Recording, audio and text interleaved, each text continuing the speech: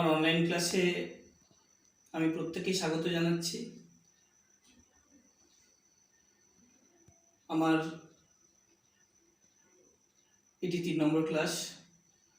আমি আমার দুটো ক্লাসে মাই ওন ট্রু ফ্যামিলি এই কবিতাটি নিয়ে আলোচনা করেছিলাম। আশা করছি তোমরা প্রত্যেকেই বুঝতে পেরেছ। আমি আগামী 2-1 দিনের মধ্যেই কিছু প্রশ্ন তোমাদের দিয়ে দেব।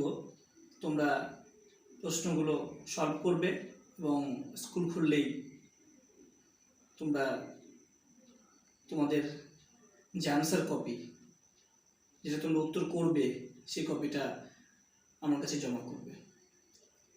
তো আজকে যে গল্পটি আমি পড়াবো সেই গল্পটির নাম আওয়ার রানওয়ে কাইট। তোমরা বোর্ডে দেখতে পাচ্ছ আওয়ার রানওয়ে কাইট। লিখেছেন লুসি মড মন্টগোমারি। আমি নামটি আবার বলছি, ভালো করে তোমরা মনে রেখো, লুসি মড মন্টগোমারি।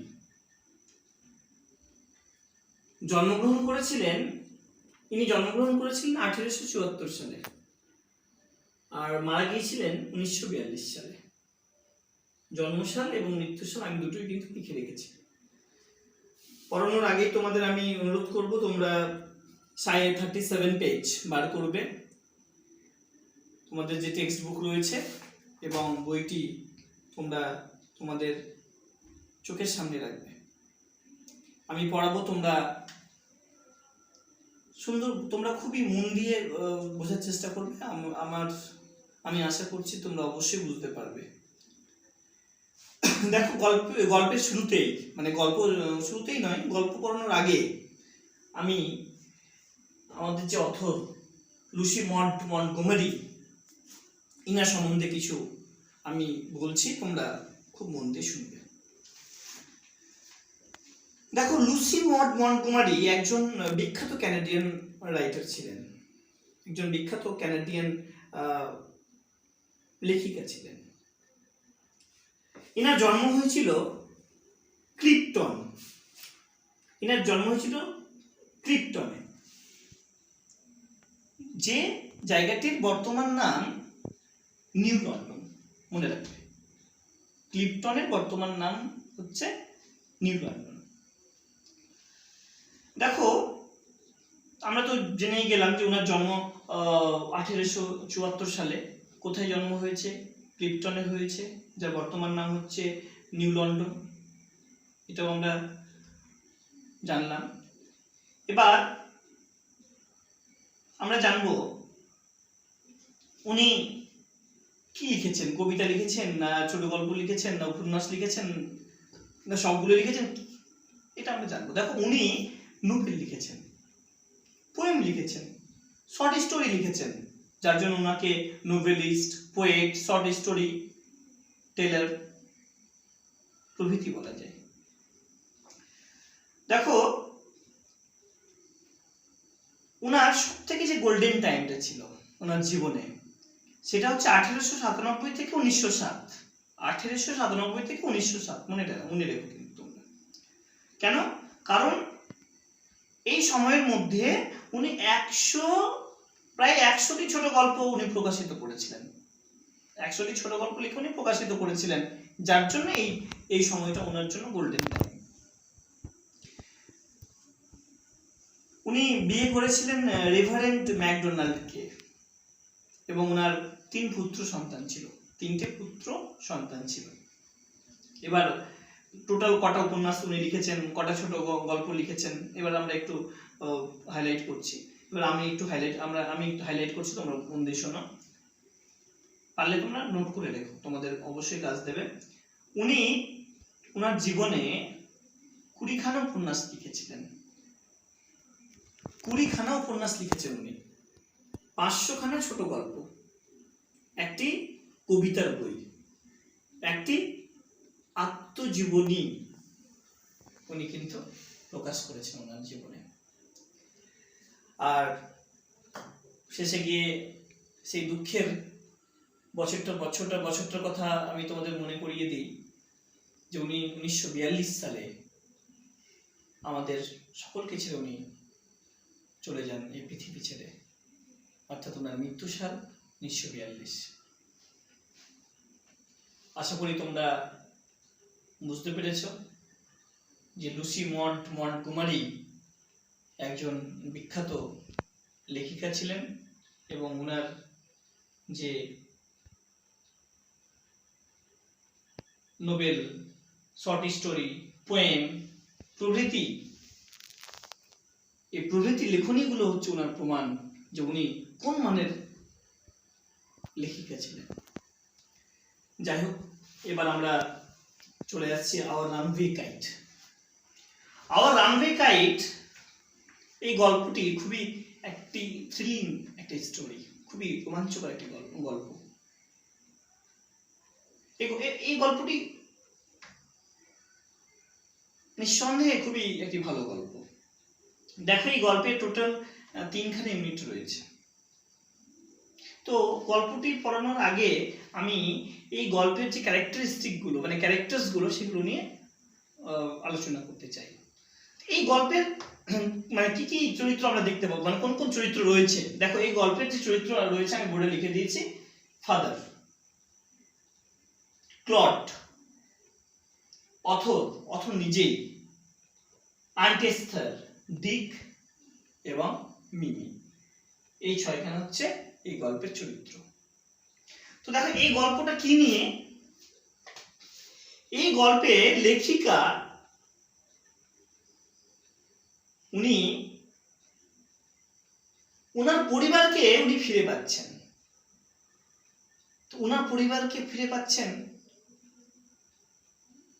মানেটা হচ্ছে কি? মানেটা হচ্ছে ওনার পরিবারের 3জন সদস্য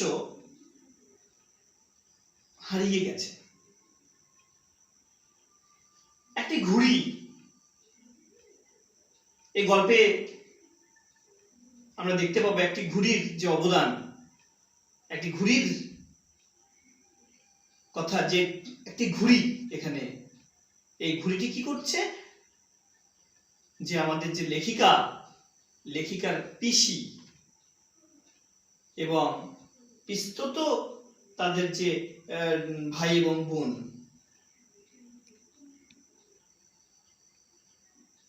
তার যে ভাই এবং বোন, লেখিকার যে ভাই এবং বোন,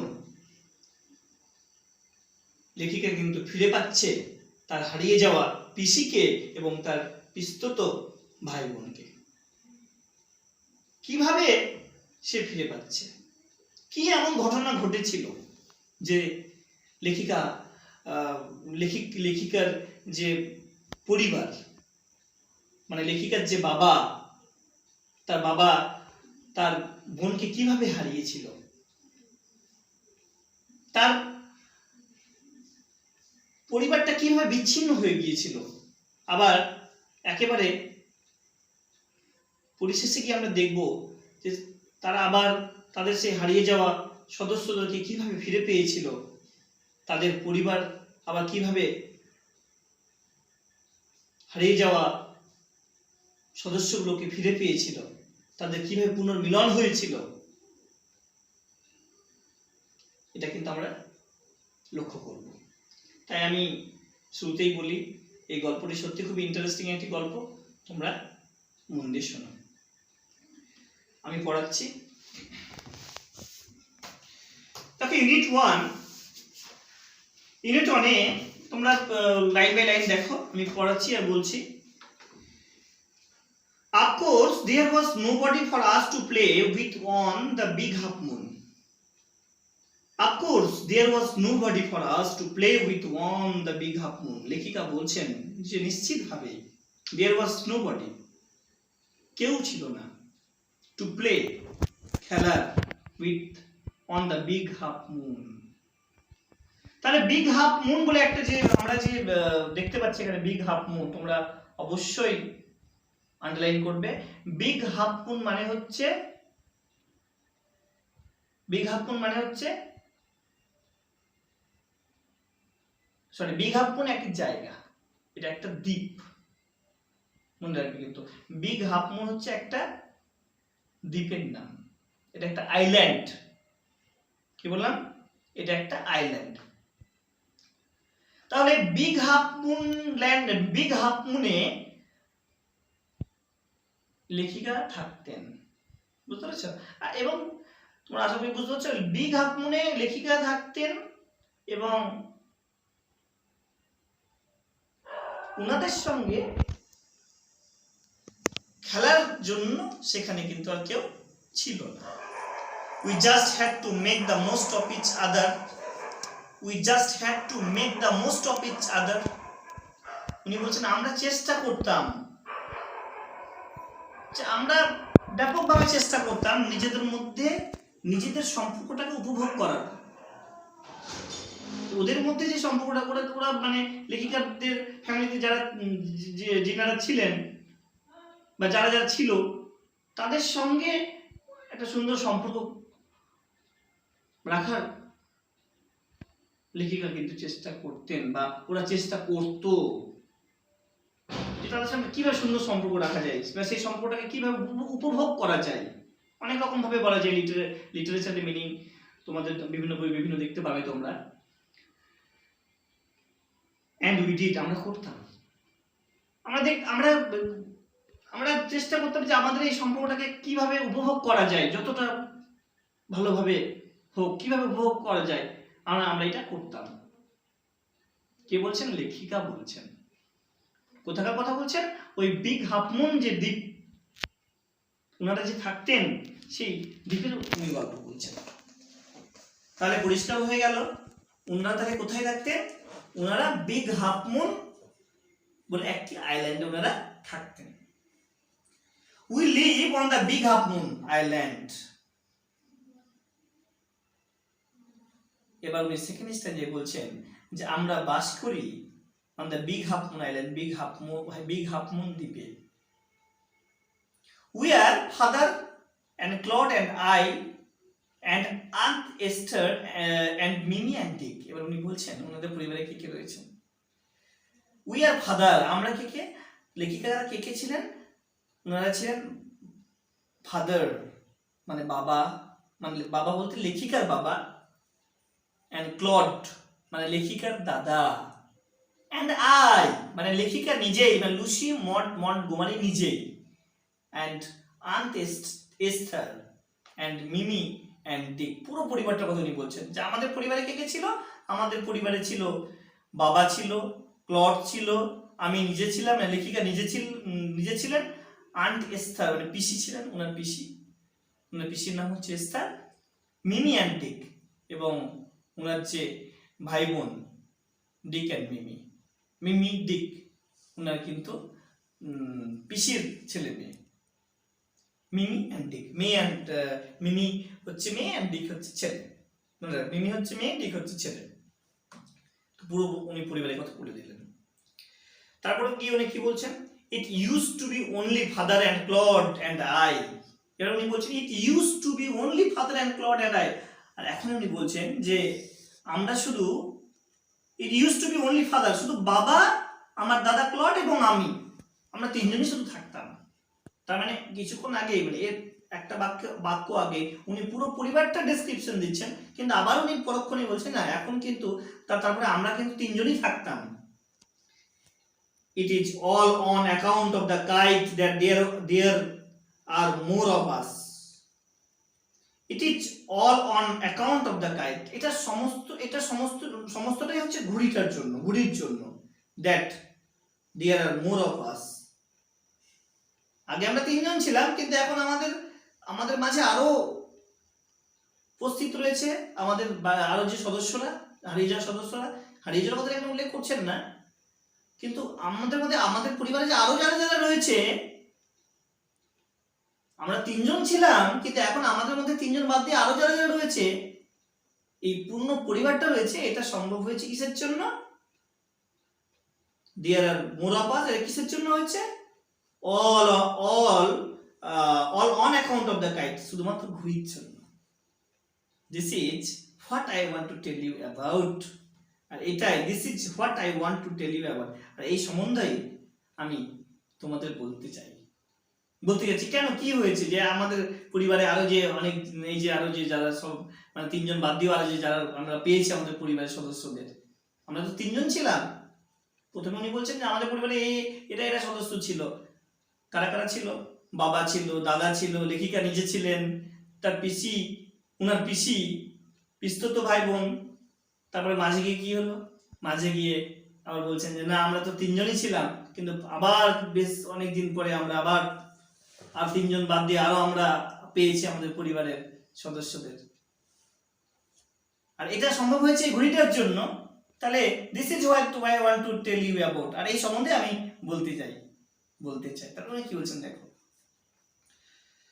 father is the keeper of the big half moon lighthouse. উনি বলছেন বিগ হাফ মুন যে দ্বীপটি, big half moon lighthouse, big half moon lighthouse মানে হচ্ছে বাতিঘর। বিগ হাফ মুন যে দ্বীপটি, এই দ্বীপে একটি বাতিঘর ছিল, যে বাতিঘরের রক্ষক ছিল আমার বাবা। তার মানে লেখিকার বাবা ছিলেন একজন কিপার। কিসের কিপার?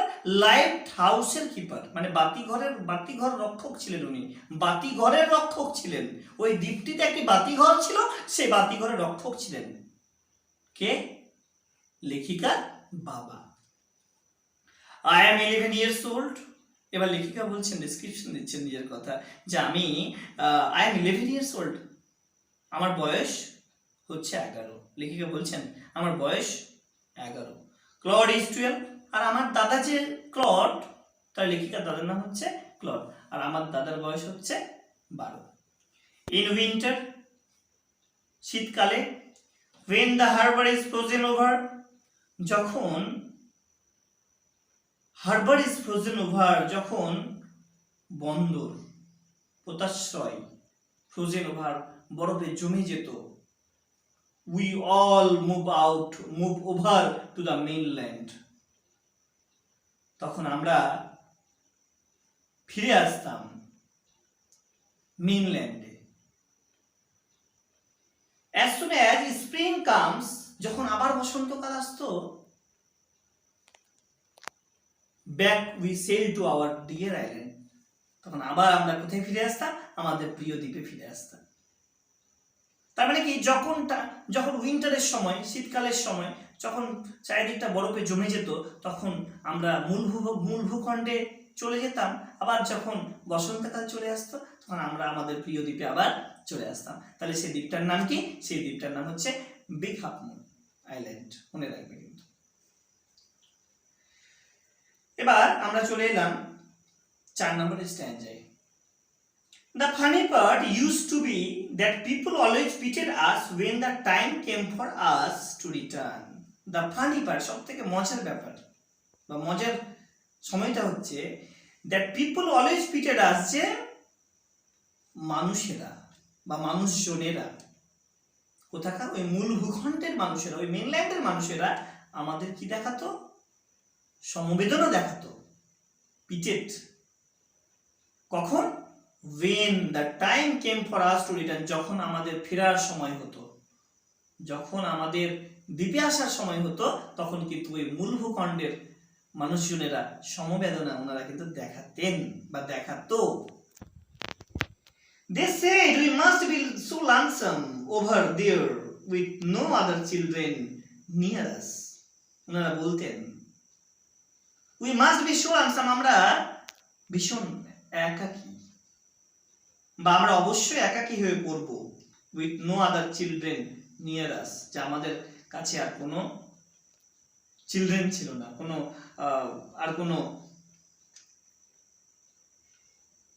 আর কেউ ছিল না খেলার মতো আমাদের সঙ্গে। Of course, Claude and I would have liked to have someone to play with us. Of course, Claude and I would have liked to have someone to play with us. অবশ্যই, নিশ্চিতভাবেই clod এবং আমি, clod তাহলে লেখিকার বাবা, clod and I would have liked, আমরা পছন্দ করতাম, to have someone to play with us, আমরা চাইতাম যাতে করে কেউ আমাদের সঙ্গে খেলুক, এরকম আমরা সঙ্গী খুঁজতাম। It is hard to run pirate caves and things like that with only two. কারণটা কি? এটা খুব কঠিন হয়ে পড়তো। ওই পাইরেট কেপ খেলাটা দুজনের পক্ষে, পাইরেট কেপ বলে যে খেলাটা, সেই খেলাটা দুজনের পক্ষে খুব কঠিন হয়ে পড়তো। But we use to quarrel a good deal with the mainland children in winter. কিন্তু ওই শীতকালে যখন আমরা মূল ভূখণ্ডে ফিরে আসতাম, তখন আমাদের সঙ্গে কিন্তু ঝগড়া বেঁধে যেত। কাদের সঙ্গে ঝগড়া বাঁধতো? ওই মূল ভূখণ্ডের ছেলেদের সঙ্গে আমাদের ঝগড়া বেঁধে যেত। So it was perhaps just as well that there were none of them on the Big Half Moon Island. তার মানে কি? So it was perhaps just as well that there were none of them on the Big Half Moon. তার মানে আমরা ভাবতাম it was perhaps just as well that there were none, যে সেখানে কেউ নেই, সম্ভবত এটা ভালোই, আমরা এটা অনুমান করতাম যে যাক ভালোই হয়েছে। যখন এখানে ঝগড়া লেগে যেত তখন আমরা এটা মনে করতাম যে ওখানে তো কেউ নেই ঝগড়া করার, তো যাক এটাই ভালো। Claude and I never quarrel, কিন্তু আমি আর আমার দাদা ক্লড আমরা কখনোই ঝগড়া করতাম না। তারপর চলে এসো 39 পেজে। To be sure father did not seem to have any relationship except us. নিশ্চিতভাবে বলতে পারি যে বাবার মনে হয় father did not seem to have any relation, যে বাবার আর কোনো রিলেশন ছিল না এক্সেপ্ট আমাদের দুজন ছাড়া, আমার আর আমার দাদা ছাড়া বাবার আর কেউ ছিল না। This used to puzzle Claude and me, আর এই বিষয়টা আমাদেরকে হতভম্ব করে তুলতো। Everybody on the mainland had relation, যে মূল ভূখণ্ডে থাকা প্রত্যেকটা মানুষের রিলেশন রয়েছে, রিলেটিভ রয়েছে, আর আমাদের নেই কেন? এই বিষয়টা আমাদেরকে পাজল করতো। Why had not we, কেন আমাদের নেই? Was it because we lived on the island? এটার কারণটা কি? আমরা ওই আইল্যান্ড দ্বীপে থাকি, এটাই কি এটার কারণ? We thought it would be so jolly to have an uncle and aunt and some cousins. আমরা ভাবতাম যে সত্যি কতই না মজার যে একটা আঙ্কেল, একটা আন্ট হওয়া বা একটা কাজিন থাকাটা, এটা কতই না মজার ব্যাপার। Once we asked father about it, আমরা একদিন জিজ্ঞেস করে ফেললাম বাবাকে এটা নিয়ে। He looked so sorrowful, ওনাকে ভীষণ দুঃখী দেখালো, উনি ভীষণ দুঃখী হয়ে পড়লেন। That we wished we had not, আমাদের মনে হলো যে আমাদের এটা জিজ্ঞেস করতে হতো না, বা আমাদের মনে হলো যে আমাদের, আমি আবার লাইনটা রিপিট করছি, once we asked father about it, একবার আমরা বাবাকে জিজ্ঞেস করলাম এটা নিয়ে। He looked so sorrowful, উনাকে ভীষণ দুঃখী দেখাচ্ছিল বা দুঃখিত দেখাচ্ছিল। That we wished we had not. তারপর দেখো, he said it was all his fault, তারপর উনি বললেন যে it was all his fault, এটা তার ভুলের জন্য। Claude and I did not understand what he meant. Claude এবং আমি বুঝতে পারলাম না যে উনি কি বলতে চাইছেন। দেখো, তার মানে খুবই আমরা আশা করি বুঝতে পেরেছি ফার্স্ট ইউনিটে যে লেখিকা প্রথমে কি বললেন। প্রথমে উনি বললেন যে ওনারা থাকেন বিগ হাফ মুন আইল্যান্ডে। তারপরে উনি বলছেন যে ওনাদের পরিবারে কে কে ছিল। উনি বললেন যে উনি ছিলেন, ওনার বাবা ছিলেন, তারপরে ওনার দাদা, ওনার পিসি, ওনার পিস্তিত ভাই বোন। তারপর আবার বললেন যে আমরা শুধুমাত্র 3 জনই ছিলাম, কিন্তু আবার আমরা পুরো 3 জন, আমরা দীর্ঘদিন ধরে আমরা 3 জন ছিলাম, কিন্তু আবার আমরা 3 জন বাদ দিয়ে আমাদের মাঝে আরো অনেকে রয়েছে, মানে আমাদের ওই হারিয়ে যাওয়া সদস্যগুলোকে আমরা ফিরে পেয়েছি।